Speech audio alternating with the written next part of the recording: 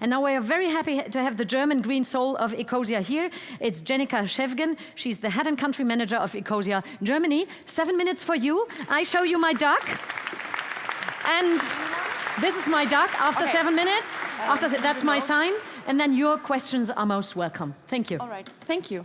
Hi, I'm Gènica. Nice to meet you. I work for Ecosia, and as you've heard, Ecosia is a search engine just like Google. And some of you might know Google and might Google from time to time, but if you don't, I will just really quickly explain you how a search engine works. So you want to browse the web and look for something, for example, a hotel in Berlin. You type it in to Ecosia, not Google, please. And you find some results. And some of these results are marked as an ad. And these ads are bringing money to search engines. Google, DuckDuckGo, and Ecosia. We make money off ads every time someone clicks on this ad. But we don't use this money to make people rich, to pay out shareholders or anyone, but we use it to plant trees all over the world. Right now, this means we support 22 projects, mainly in the global south, in African countries, in South and Central America, Indonesia, and also now in Europe in a Spanish project, which is great, our first European project. So far, we've planted I think it's almost 48 million trees, which is a lot, but I think 15 billion trees are getting cut down every year, so it's just not enough, but a lot. Transparency for us is a very important value, and we always stick to our values. So we want to be transparent, honest, and earn the trust our users give us. So we publish our financial reports every month, stating how much money we made and how we spend it. So we make money off ads, as I mentioned, and then there's this money always between 600,000 and 800,000 per month. And we use it to pay our salaries. We are a company. We pay fair salaries. We use it to pay our office and some marketing, not enough though. And then the rest of it, most of it, 80% of the profits, go directly to tree planting. 20% are going into reserves, which are mainly used for bad times that might come for either us or the projects. Or in this case, this year, we will build another solar plant to make sure that we will really completely run on renewable energies. On the second page, you can see how much money went to each individual project. You can check out the project. So it's very transparent. We really want to earn the trust. What's the difference Ecosia makes? For example, here in Burkina Faso, you can see the difference. So there was dead, dry land, and it's now green, and there's a forest. And you can see trees, and trees are amazing, and it's such a simple symbol, but actually trees are so much more than just a plant filtering CO2 from the air, which is a really important factor, of course, considering the IPCC report, but it's so much more. For example, also this is in Uganda, not Burkina Faso. The former one was in Burkina Faso. This is Uganda. Jerome, he's a farmer, and he gave us access to his land to realize the tree planting project. And we made sure that this project is actually not only planting trees, but going to bring back water to his well. How do we do that? Well, it's actually not our work, but the trees' work. Trees are really magical, if you want to say so, because, I mean, of course, CO2, yes, but they make the soil more fertile and increase the yields, for example, or their roots are actually bringing back the water cycle. They are building microclimates. They are habitats to endangered species. Also in Uganda, we're supporting, for example, the Jane Goodall Foundation, and there we bring back habitats to chimpanzees, which is also really amazing. So trees are amazing. And so I think you understood now that our business model is doing good. We are a business, but we make money and do put it into something we really believe in. And we always said we will continue to do so, never sell Ecosia, but then we were wondering, okay, but what if our founder, our CEO, for example, just decided to sell it to the big G? Or if he passed away, or what would happen? And he decided to give away shares of Ecosia to the Purpose Foundation, which actually took place here in this very conference room, which is also very funny.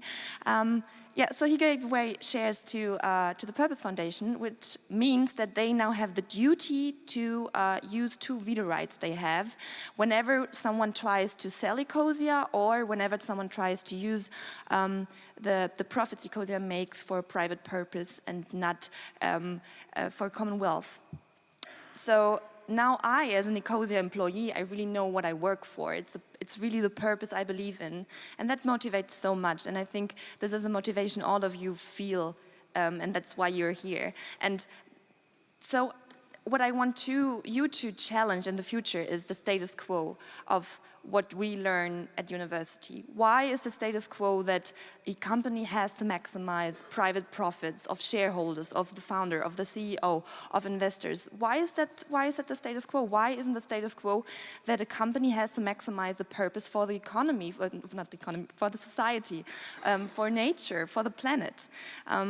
Why do people outside the companies make decisions about things inside the company? Why is it not the decision power? Why is it that doesn't it lay inside the company to people who work there every day? And why can you sell companies to people outside the company? Why is ownership not something that is always attached to the purpose and to the people who work for it and who believe in it? So this is what Ecosia has done, what other companies, especially here in Berlin, are starting to do as well, like Einhorn, for example, very soon, giving away those shares to make this possible. And the big thing about this is it's irreversible. So if our founder would leave in any way, this can't be changed. Ecosia cannot go back to be sold on the market or to use the profits for a private reason, which is really amazing. And yeah, the next 2 slides are actually, I just understood that you are not the kind of people to ask those questions. I want to ask you, who do you want to work for and what kind of company do you found? I think it's pretty clear. So I don't really know how to end this talk. It's just, I really enjoy to see that there are so many people interested in bringing better ideas into this world and to develop innovation that actually has a purpose for either nature or society. Thank you. Thank you. Thank you.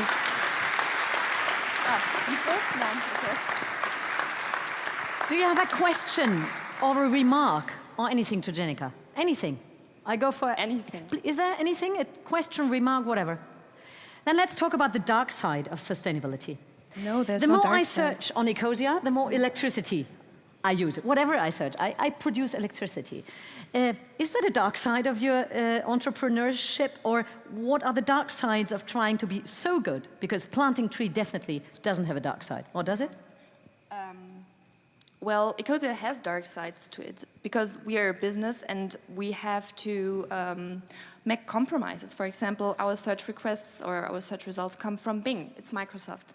We have a contract with them, and you can say many things about Bing, but in the end, those almost 50 million trees are getting planted because we can use Bing. You know, there's always this compromise. Regarding energy, because we use Bing, we use their service, and they run, I think, to 50% on renewable energy. Everything else we calculated, everything that goes into using Ecosia is, how do you say that, balanced with our solar plant. So Ecosia really runs completely on renewable energy by giving back the energy we use up. But it's a compromise, of course. It always is, but it's always like a balance to what can we do and what do we have to do for it? What are the compromises we have to do for it? What I think is very interesting that you put the purpose in the front, the very purpose, not the profit. Do you think that there's a direct connection, generally, if you take your purpose really, really serious, to profit? Yes, definitely, because I think now that I work at Ecosia, I noticed how people are so motivated. They are coming to work. No one needs to control them. They are really interested in maximizing the profit, but not because of the person, but because then we plant more trees.